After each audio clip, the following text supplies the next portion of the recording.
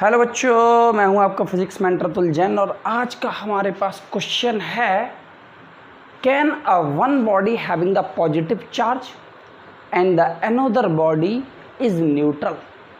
ये दोनों एक दूसरे को अट्रैक्ट कर सकती हैं क्या? बच्चों, इस टाइप के क्वेश्चन जो है मेरे पास बच्चे मेरे से पूछते हैं तो बेटर मुझे ये लगता है कि मैं उनके लिए वीडियो बनाऊं। तो आज का वीडियो है इस क्वेश्चन पर कि अगर एक बॉडी आपकी क्या है, पॉजिटिव चार्ज है। चलो मैंने बॉडी ले ली आपकी, एक है ए और जिस पर पॉजिटिव चार्ज है आपका, ठीक है, और दूसरी बॉडी क्या है आपकी, न्यूट्रल है। इस बॉडी का नाम है आपका बी। बच्चों, कोई भी बॉडी अगर न्यूट्रल होती है तो इसका मतलब सिंपल सा होता है कि उसके अंदर जितना पॉजिटिव चार्ज है उतना ही आपका नेगेटिव चार्ज है। पॉजिटिव नेगेटिव एक दूसरे को कैंसिल आउट करके क्या कर देते हैं आपका न्यूट्रल। तो नॉर्मली हम लोग क्या सोचते हैं, ये पॉजिटिव है, ये आपका न्यूट्रल है, तो मतलब पॉजिटिव और न्यूट्रल के बीच में कोई फोर्स ऑफ अट्रैक्शन नहीं होता है, लेकिन यहाँ पे होगा। तो क्वेश्चन का आंसर सबसे पहले क्या होगा आपका, यस, अट्रैक्ट कर सकते हैं। कैसे अट्रैक्ट करेंगे वो देखते हैं। इसके लिए बच्चों आप लोगों ने पढ़ा होगा इलेक्ट्रोस्टैटिक इंडक्शन का कंसेप्ट आपने पढ़ा होगा, इंडक्शन, इलेक्ट्रोस्टैटिक इंडक्शन, ठीक है। अगर ये बच्चों पॉजिटिव चार्ज बॉडी है जिस पर चार्ज है आपका Q, तो यहाँ पे जब दो बॉडी एक दूसरे के क्लोजर प्लेस्ड होती हैं तो due to cause of the induction यहाँ पे क्या करेंगी। फॉर एग्जांपल ये आपका 1000 कूलाम का पॉजिटिव चार्ज है तो 1000 कूलाम का नेगेटिव चार्ज यहाँ पे इंड्यूस कर देंगे। कितने का, 1000 कूलाम का नेगेटिव चार्ज इंड्यूस कर देंगी और यहाँ पे इंड्यूस हो जाएगा आपका 1000 कूलाम का पॉजिटिव चार्ज, 1000 कूलाम का पॉजिटिव चार्ज। कैसे? अब ये पॉजिटिव और नेगेटिव एक दूसरे को कैंसिल आउट करके अगेन बॉडी क्या हो जाएगी आपकी, न्यूट्रल।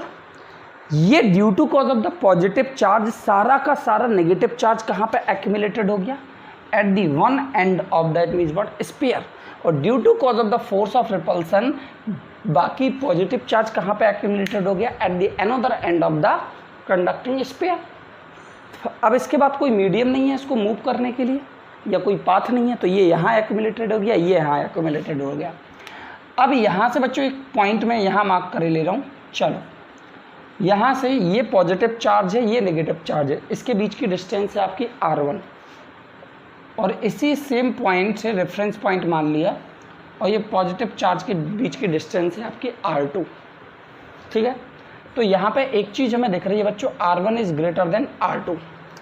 तो ये पॉजिटिव ये नेगेटिव, R1 शॉर्ट है, R1 कम है, और ये आपका पॉजिटिव ये आपका पॉजिटिव, R2 क्या है, ग्रेटर है। तो बच्चों आपने कूलाम्स लॉ में आपने पढ़ा होगा कि अगर डिस्टेंस शॉर्ट है तो फोर्स ज़्यादा होता है और डिस्टेंस ग्रेटर है तो फोर्स लेस होता है। कहने का मतलब है R1 is the distance between the positive and negative. तो यहाँ पे कौन सा फोर्स लगेगा आपका, attractive. R1 is the distance between the positive and negative, तो कौन सा फोर्स लगेगा आपका, अट्रैक्टिव। और R2 is the distance between the positive and positive, तो यहाँ पे कौन सा फोर्स लगेगा आपका, रिपल्सिव। तो कौन सा फोर्स ज़्यादा होगा बच्चों, अट्रैक्टिव। तो अगर हमारे पास कोई एक बॉडी पॉजिटिवली चार्ज है, एक बॉडी आपकी न्यूट्रल है, तो उनके बीच में कौन सा फोर्स लगेगा, अट्रैक्टिव फोर्स लगेगा। देखो यहाँ से ये पॉजिटिव ये नेगेटिव, ये लेस डिस्टेंस मतलब ये क्लोजर है, एक दूसरे के पास है, R1 इज शॉर्ट, ये थोड़ा दूर दूर है, तो इसके बीच में आपका अट्रैक्शन फोर्स भी लगेगा, रिपल्सन फोर्स भी लगेगा, बट अट्रैक्शन फोर्स क्या होगा आपका, ज़्यादा होगा। यहाँ पे जो अट्रैक्शन फोर्स है वो ज़्यादा होगा as comparison to the repulsion force between them. ये मैंने लिखा हुआ है, नोट कर लो। आई होप बच्चों ये आपको क्लियर हुआ होगा, ठीक है। तो इसी तरीके से चैनल को सब्सक्राइब करते रहिएगा, लाइक करते रहिए। थैंक यू बच्चों।